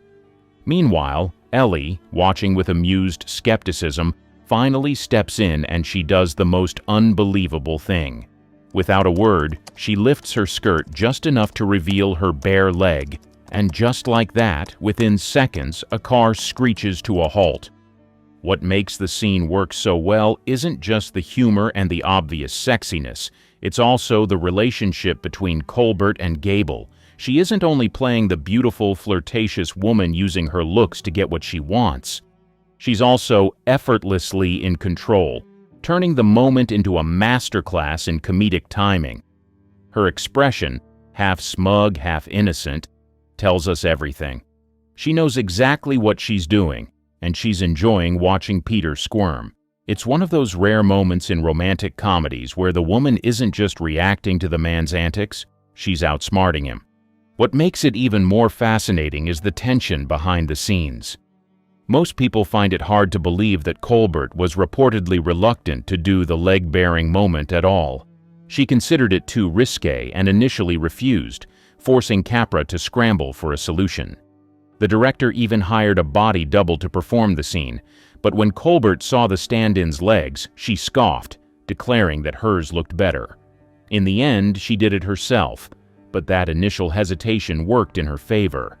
The scene doesn't come across as forced or overly suggestive. Instead, it feels natural, playful, and perfectly in line with her character's blend of sophistication and rebellion. And then there was Gable, playing the perfect straight man. He doesn't overreact or turn the moment into slapstick. Instead, his subtle frustration, his slightly wounded ego, and his wordless resignation make Colbert's performance shine even more. The balance between them, her effortless charm and his exasperated masculinity, made the scene and the film an instant classic.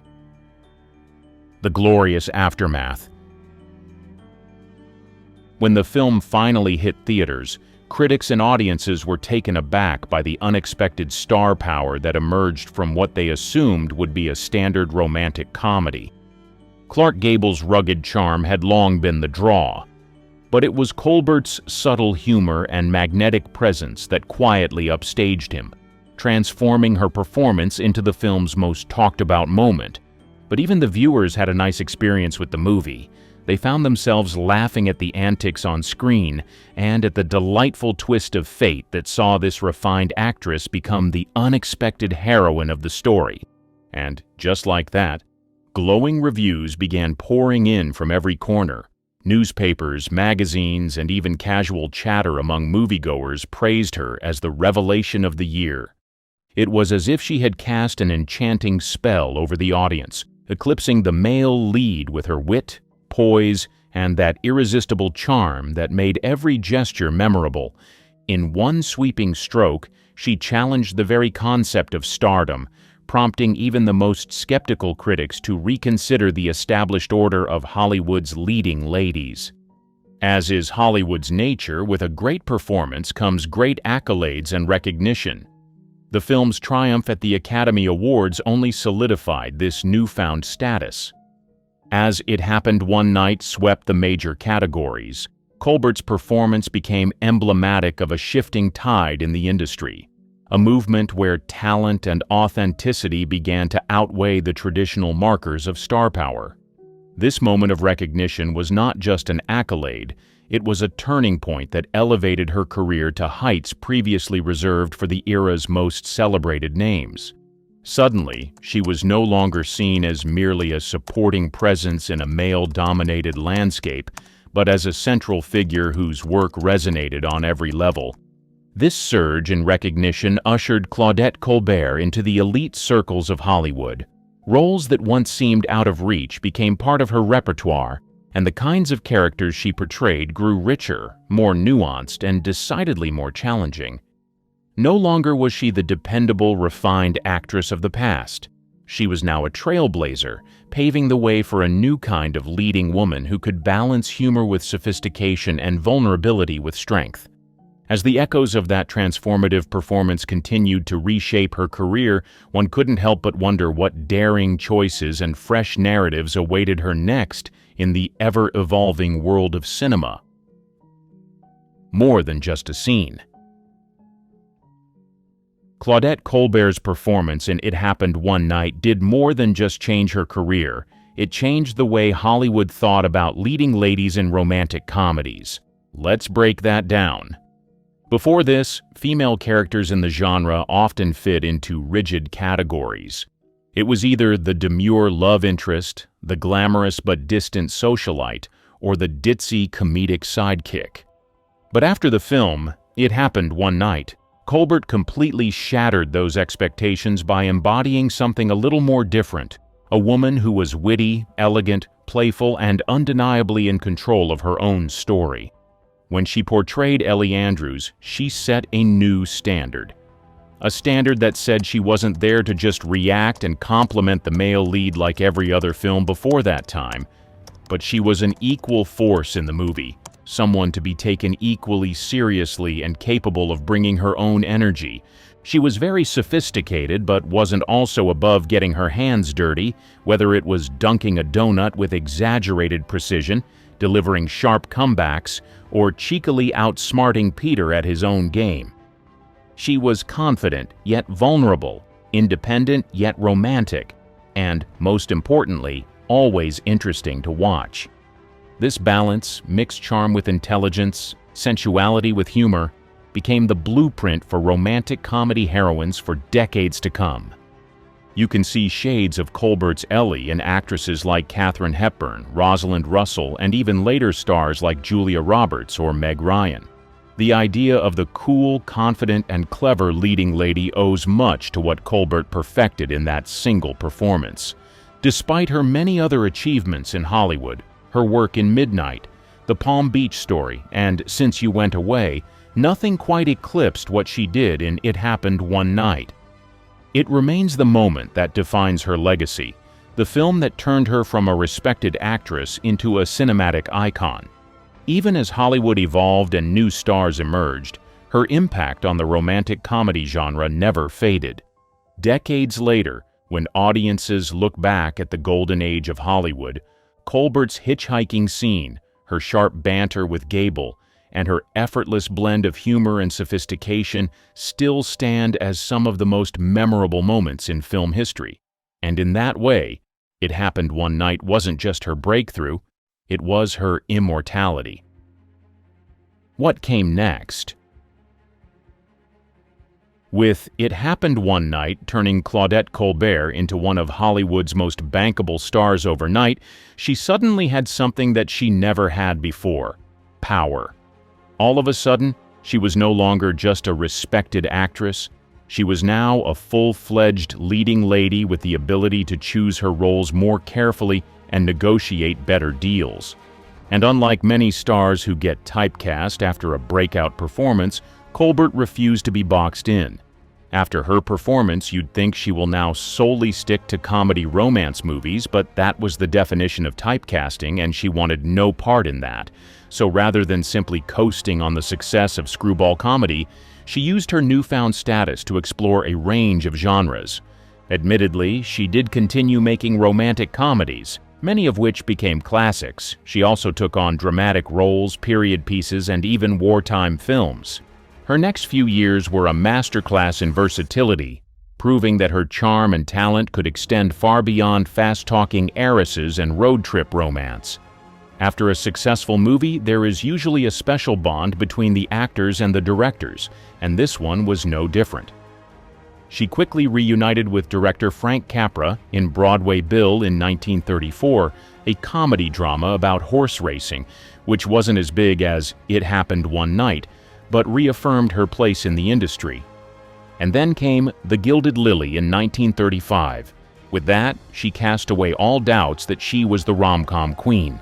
Soon enough, audiences eagerly embraced her sophisticated yet playful approach to love stories. For any other actress, this would be enough. She had done her best, and it would be time to stay where she was. But not this time. She wasn't content to just stay in just one lane. So in 1934, she stepped into the shoes of the Egyptian queen in Cleopatra, and with that, she proved to everyone that she could carry an epic historical drama as convincingly as a light-hearted comedy, and make no mistake, this was no easy feat. While the film may not be as widely remembered today as later versions of Cleopatra, it was a major success at the time and showcased her ability to transform into larger-than-life roles. Throughout the late 1930s and 1940s, Colbert continued to balance glamour with depth, starring in films like Midnight in 1939, an underrated romantic comedy that remains a fan favorite, and The Palm Beach Story in 1942, a screwball masterpiece that solidified her reputation as one of the genre's greatest leading ladies. But she didn't shy away from serious work either. Her performance in Since You Went Away in 1944 was a movie about a World War II drama, and it earned her an Oscar nomination and showed audiences a more vulnerable emotional side to her acting. Unlike some of her contemporaries, Colbert managed to maintain her star status for years, carefully selecting roles that played to her strengths while also allowing for evolution. She didn't fade away or burn out. Instead, she adapted. By the time Hollywood's golden age began to shift in the 1950s, Colbert had already built a body of work that ensured her place among the greats. And yet, despite all her success, nothing ever quite matched the cultural impact of It Happened One Night. It remained the defining moment of her career, the performance that secured her a place in film history. But instead of being limited by it, she used it as a launching pad, proving time and again that she was more than just a one-hit wonder. Away from the cameras. When it comes to Claudette Colbert's love life and personal relationships, they were anything but simple. In 1928, she married actor and director Norman Foster, her co-star in the Broadway play The Barker. But their marriage was kept secret for years, and they didn't even live together. Instead, in Los Angeles, Colbert shared a home with her mother, Jean, who reportedly couldn't stand Foster and wouldn't even let him in the house. Unsurprisingly, the marriage didn't last. They divorced in Mexico in 1935. But that was not the end of love for Colbert. Later that same year, on Christmas Eve, Colbert fell in love again and married Dr. Joel Pressman in Yuma, Arizona. He was a respected surgeon who would go on to become a professor and the head of UCLA Medical School's head and neck surgery department. There was no doubt that Colbert clearly adored him and would do anything for him. She even gave him a Beechcraft airplane as a gift. The two went on to settle into a comfortable life together, buying a ranch in Northern California where Colbert spent her time horseback riding, while Pressman raised show cattle. She had a taste for nice things, driving around in a Lincoln Continental and a Ford Thunderbird. For the first time in a long time, Colbert was happy, and unlike her first marriage, this one lasted for a while, 33 years to be exact. But sadly, her fairy tale came to an end when Pressman passed away from liver cancer in 1968. Now, all she had was her mother, and that relationship wasn't even so great.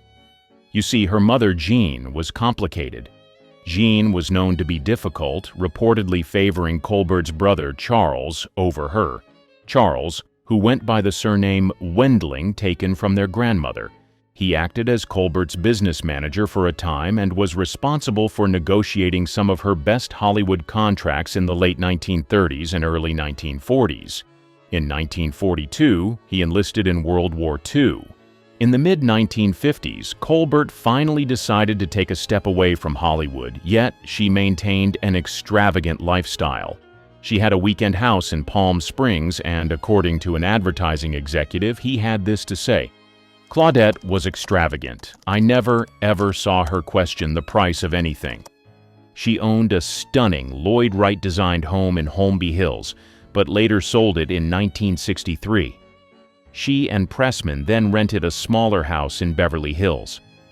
But after Pressman's demise, she thought it was the end for her, until in 1958 she met Verna Hull, a wealthy painter and photographer who happened to be the stepdaughter of a Sears Roebuck heiress. The two were close friends for nearly a decade, traveling together, sharing an interest in art, and even renting matching penthouses in New York.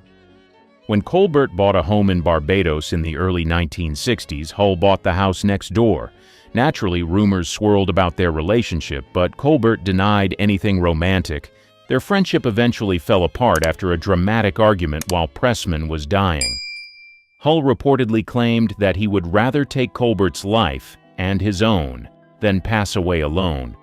That marked the end of their friendship forever, and Colbert ended up living her life away from the spotlight.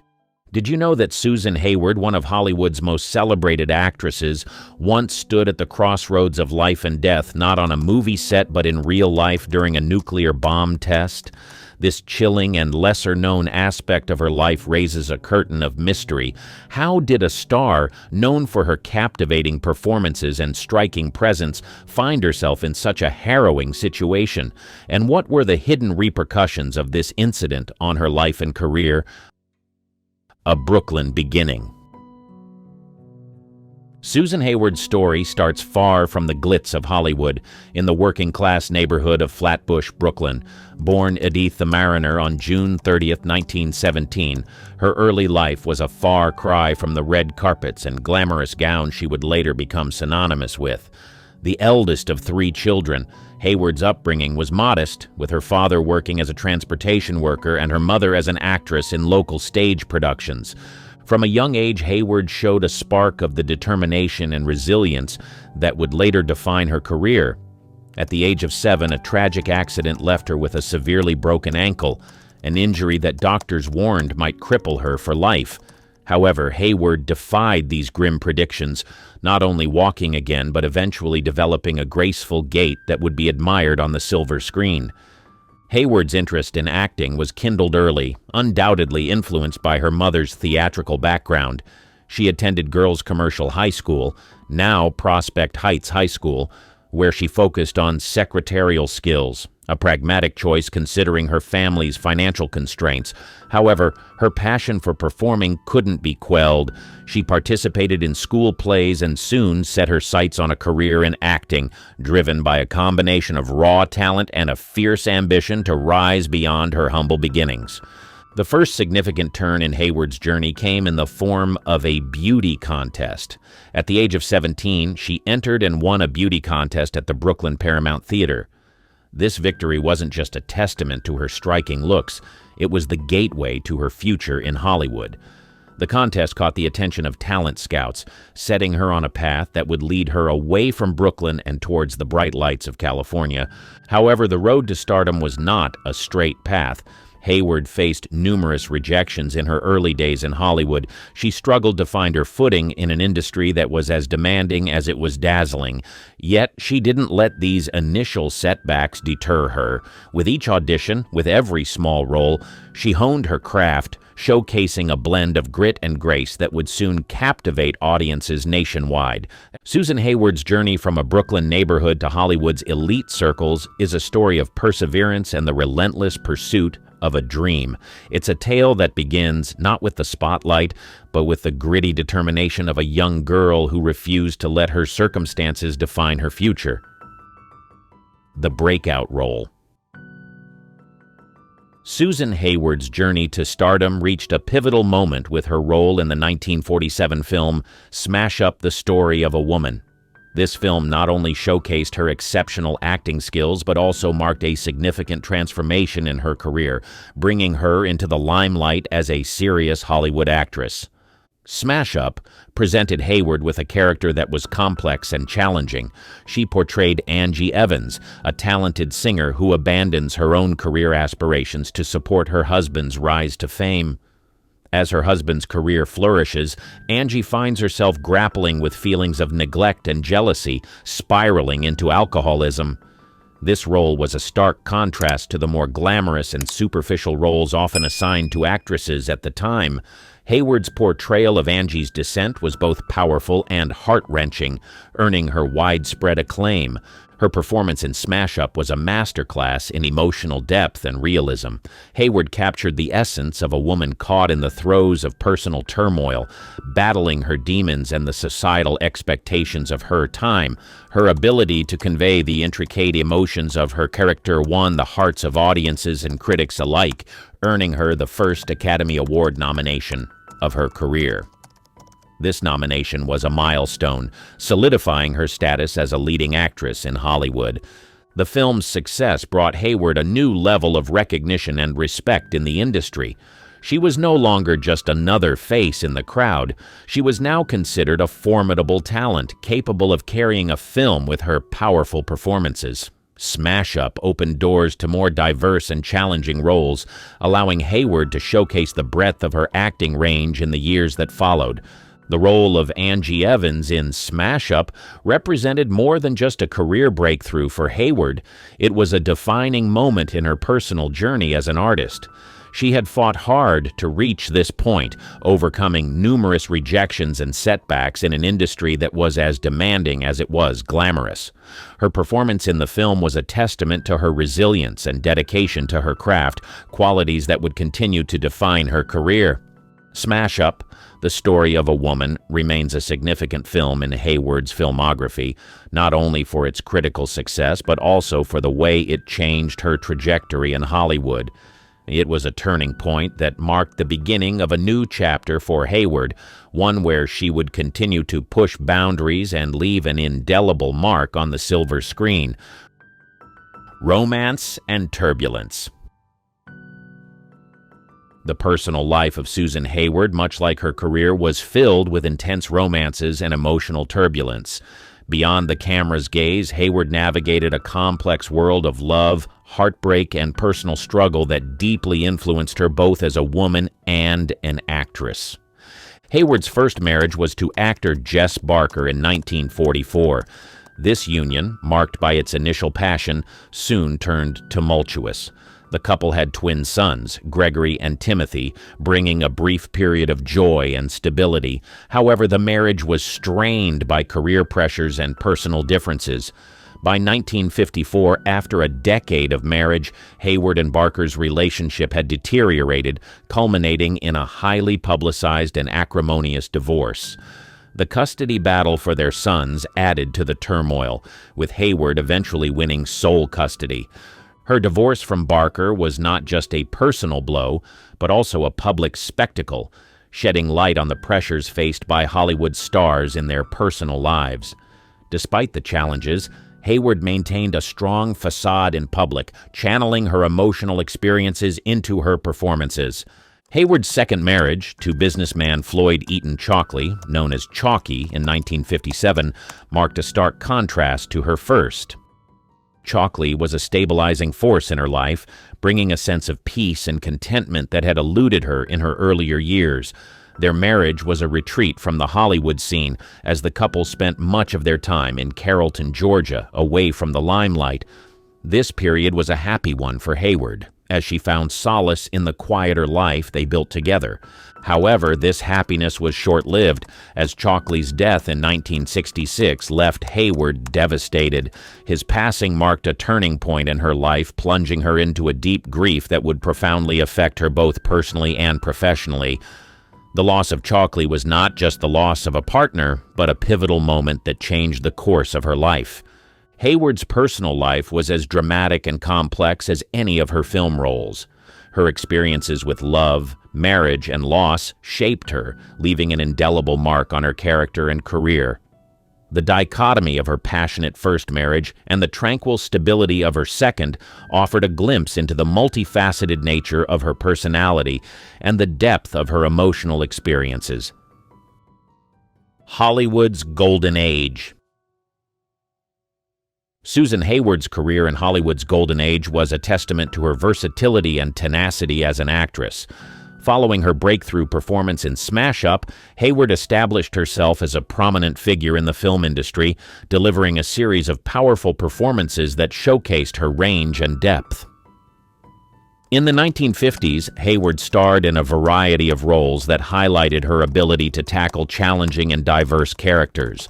One of her notable performances during this period was in the film I'll Cry Tomorrow, 1955, where she portrayed Lillian Roth, a singer struggling with alcoholism. This role echoed her earlier performance in Smash Up and was critically acclaimed, earning her another Academy Award nomination. Hayward's portrayal of Roth was more than just a depiction of a woman battling addiction. It was a reflection of her own inner strength and ability to connect deeply with her characters.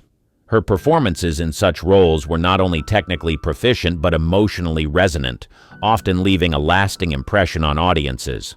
Another significant milestone in Hayward's career came with the film I Want to Live, 1958, where she played Barbara Graham, a woman wrongfully accused of murder and facing the death penalty.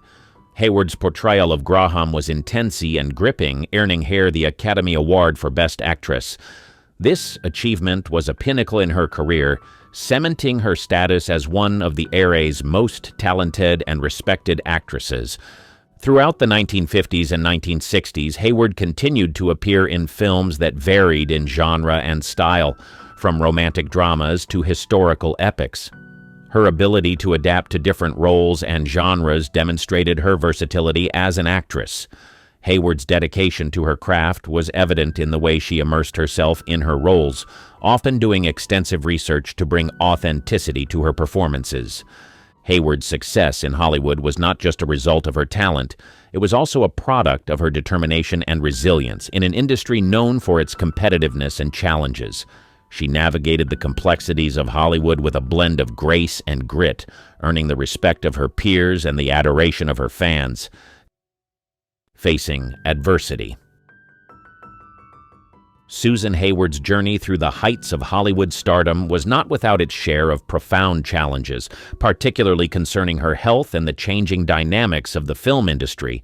In 1955, during the filming of The Conqueror, Hayward and the rest of the cast were unknowingly exposed to radioactive fallout near the United States government's Nevada test site.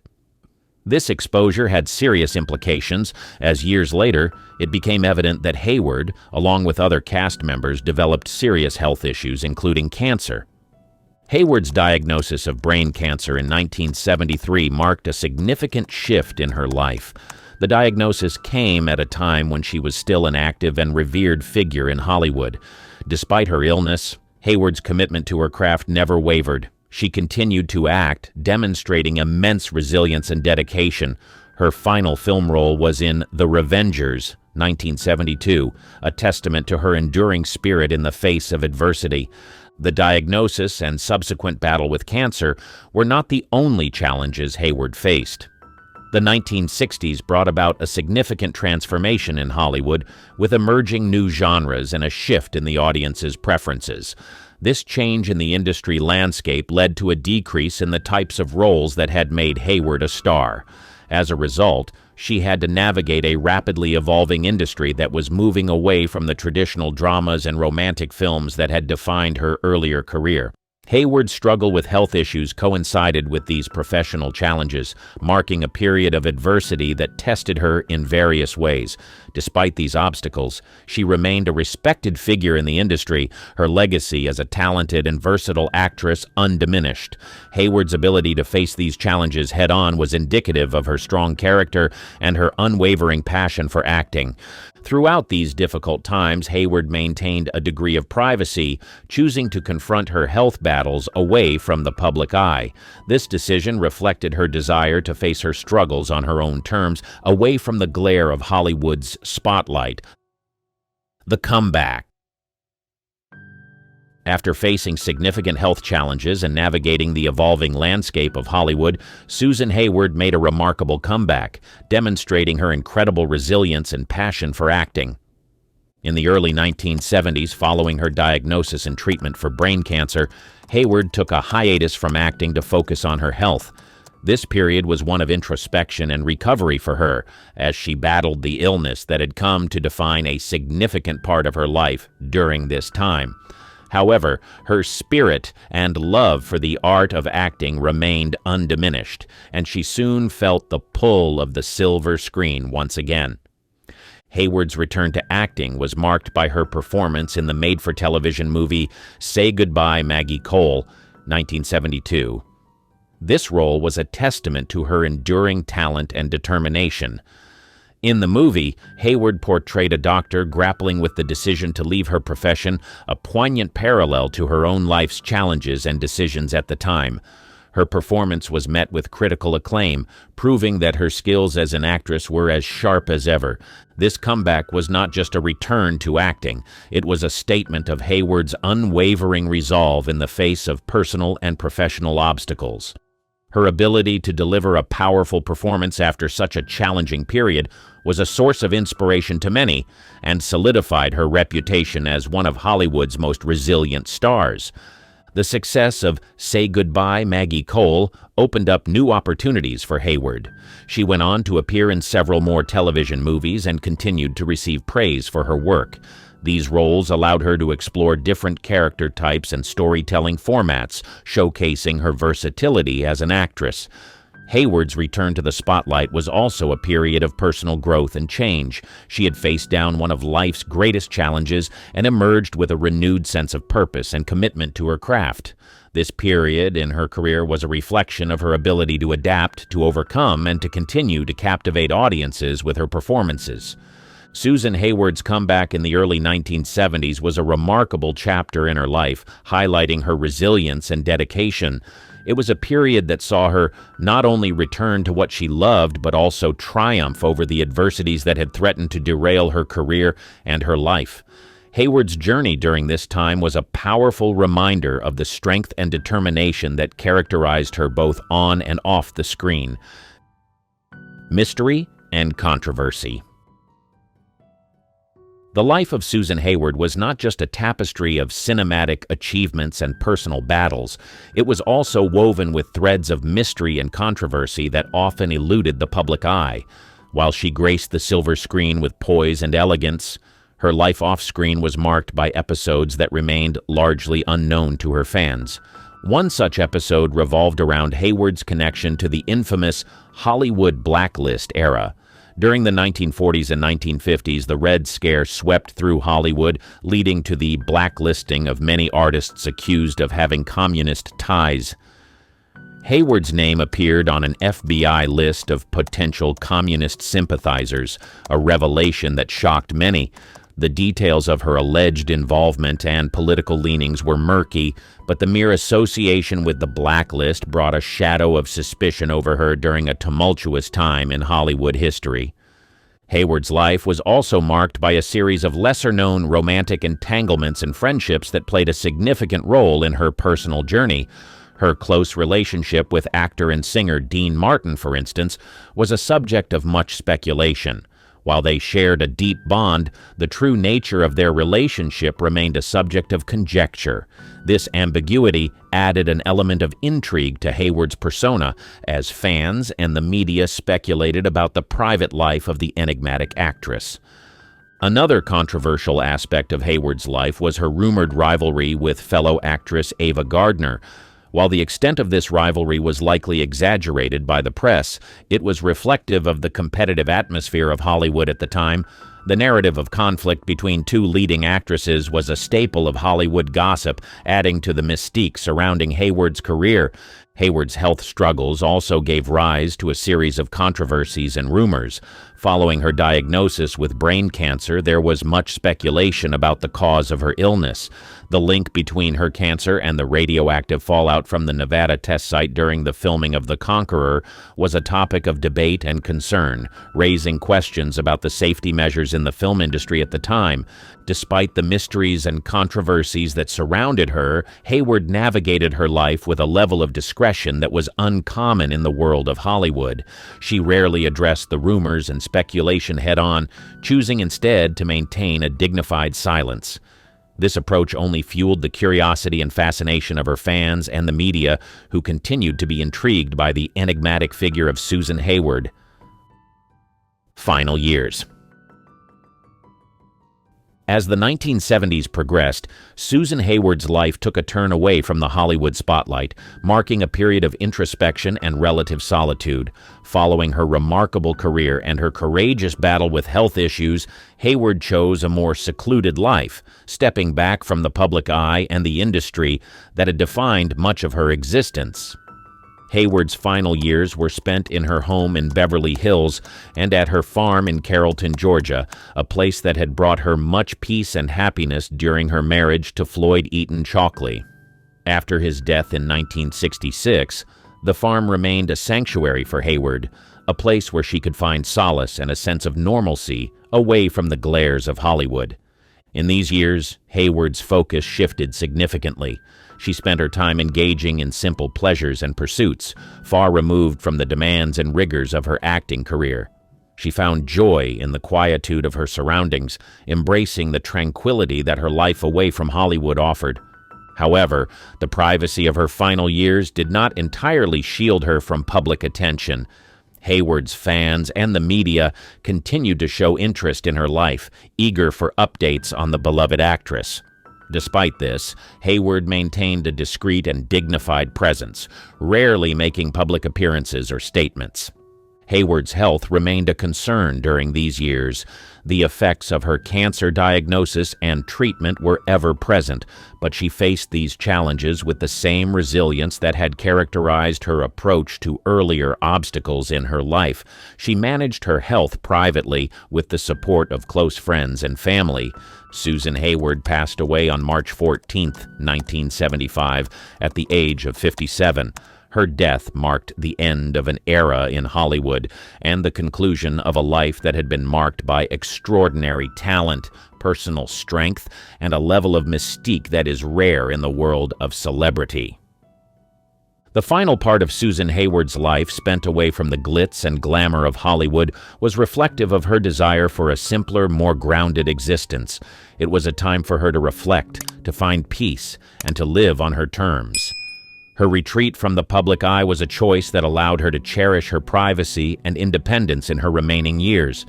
Hayward's life, both in its public triumphs and private retreat, remains a captivating narrative of one of Hollywood's most enduring figures.